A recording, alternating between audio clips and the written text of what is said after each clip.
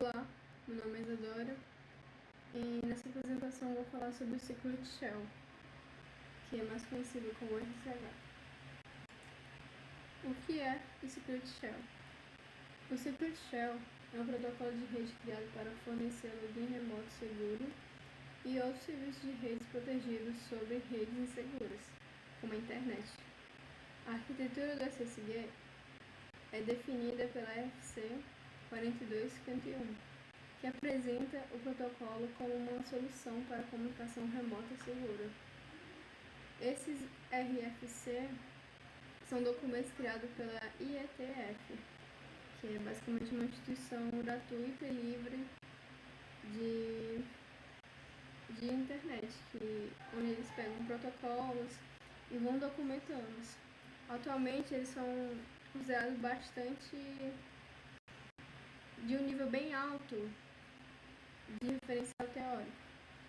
E são bastante, como eu posso dizer, levados a sério. E ao longo dessa apresentação eu vou estar me referindo a bastante documentos como esse. O SSH ele tem 5 documentos falando sobre ele, e eu usei esses 5 para montar tanto o documento como esses slides, essa apresentação. Continuando, a camada no modelo TCP/IP. No modelo TCP/IP, o SSH é geralmente associado à camada de aplicação, pois oferece serviço diretamente ao usuário, como acesso remoto, execução de comandos e transferência segura de arquivos. Porém, para funcionar, ele utiliza o protocolo TCP na camada de transporte. A RFC 4253 explica que a camada de transporte do SSH normalmente opera sobre TCP/IP, fornecendo criptografia, autenticação e proteção de integridade. O SSH utiliza o padrão a porta TCP/22, porém você pode personalizar sua porta. Para que o SSH serve? O SSH serve principalmente para garantir que o usuário acesse outro computador ou servidor de forma segura pela rede. Ele é muito usado por administradores de sistema para gerenciar servidores remotamente. Aqui eu listei os principais serviços que o SSH oferece, como acessar servidores remotamente, executar comandos à distância, transferir arquivos com segurança, criar túneis criptografados, administrar dispositivos de rede e automatizar tarefas de servidores. Como o SSH funciona? Na arquitetura do CCH, ele se divide em 3 partes principais. A primeira é a camada de transporte, que é responsável por criar um canal seguro entre cliente e servidor. A segunda parte é o protocolo de autentificação do usuário. E a terceira é a parte do protocolo de conexão, que permite abrir canais lógicos dentro do túnel criptográfico. Basicamente, ele primeiro espera o cliente entrar em contato com o servidor. Aí, a partir desse contato, que geralmente acontece na porta 22, eles trocam informações sobre a versão do protocolo e negociam o algoritmo que serão utilizados na sessão. Aí, depois disso, eles trocam chaves, geralmente usando métodos criptográficos, que permite criar um segredo compartilhado entre cliente e servidor. Esse segredo será utilizado para proteger a comunicação. Depois disso, o cliente verifica a identidade do servidor por meio da chave de host. Essa etapa é importante para evitar ataques do tipo man in the middle. Após o sinal ficar estabelecido, o usuário é autentificado, e essa autentificação pode ser feita por senha ou por chave pública.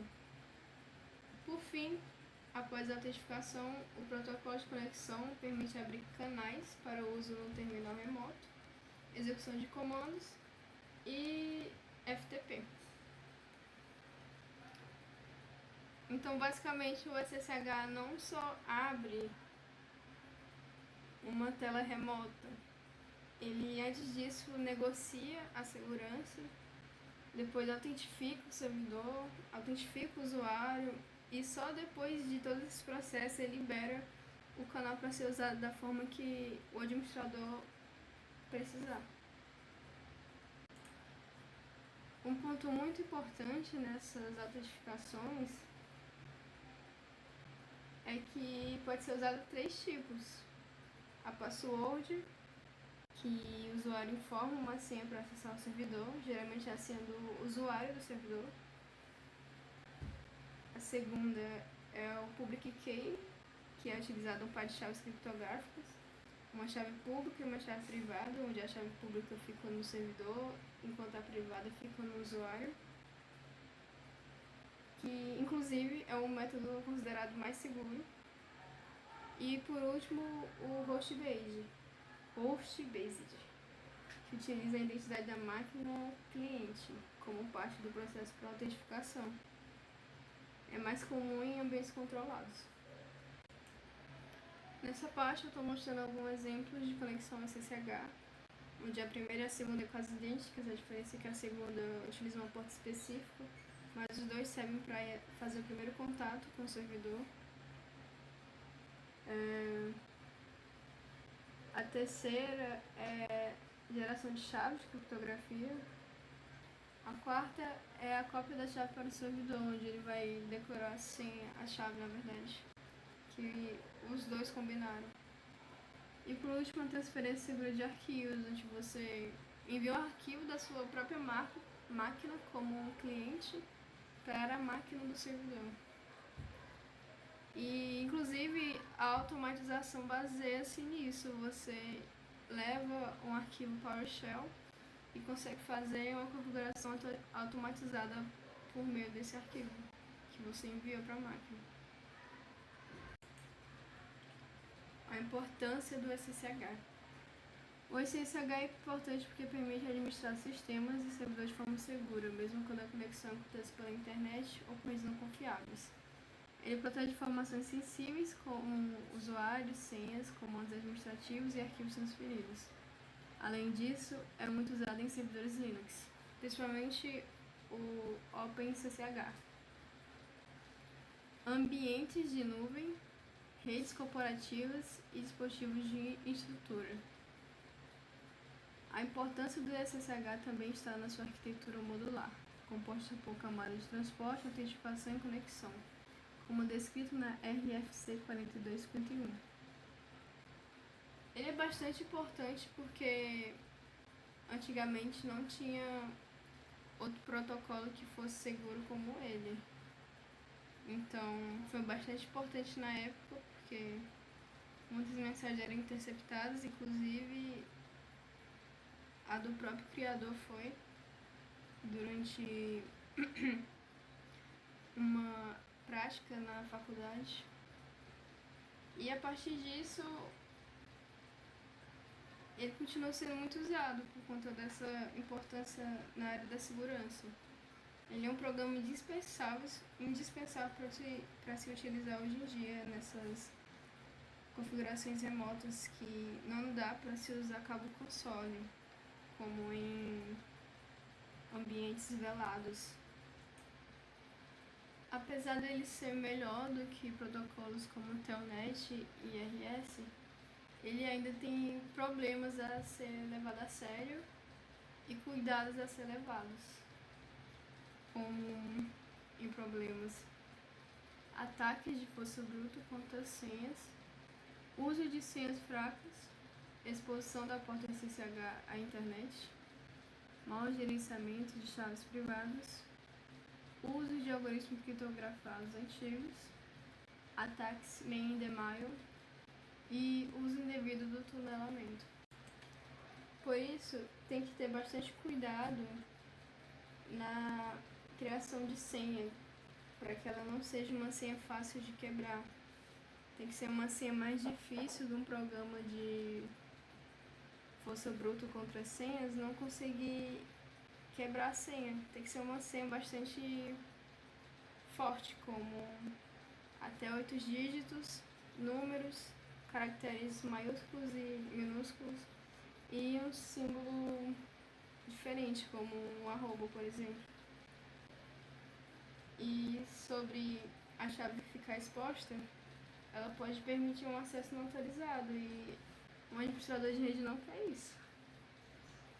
O risco de ataque de e-mail em denial, principalmente quando o usuário ignora alertas sobre mudança na chave de host do servidor, é algo a se preocupar bastante. Apesar de antigamente ter sido esse o motivo da criação do SSH, ainda é muito importante se atentar à possibilidade disso acontecer.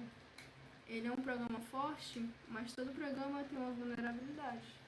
Então a gente não pode achar que isso nunca vai acontecer, porque aí vocês não estão agindo eticamente, vocês têm que agir com boas maneiras, boas práticas. E uma boa prática é não duvidar do ser vazio. Além disso, servidores antigos podem aceitar algoritmos criptografados obsoletos, reduzindo a segurança na conexão. E que para reduzir todos esses riscos é recomendado usar autentificação por chave pública, desativar o login direto do usuário host, que é por meio do password, limitar as tentativas de login, manter o OpenSSH atualizado, usar firewall e monitorar logs de acesso. Conclusão. Com este trabalho foi possível compreender que o SSH é um protocolo essencial para a segurança de rede de computadores. Ele não é apenas o comando de acesso remoto, mas uma arquitetura completa que envolve transporte seguro, autenticação e canais de segurança e canais de conexão. Também foi possível perceber que o SSH substitui métodos inseguros de acesso remoto, oferecendo criptografia, integridade e autenticação. Além disso, o protocolo continua importante em ambientes modernos, como servidores em nuvens, redes corporativas e automação de infraestruturas. Portanto, concluo que estudar o SSH é importante para compreender como a administração remota pode ser feita de forma segura e com boas práticas de configurações são fundamentais para proteger sistemas de redes. Obrigada por assistir e que a força esteja com você.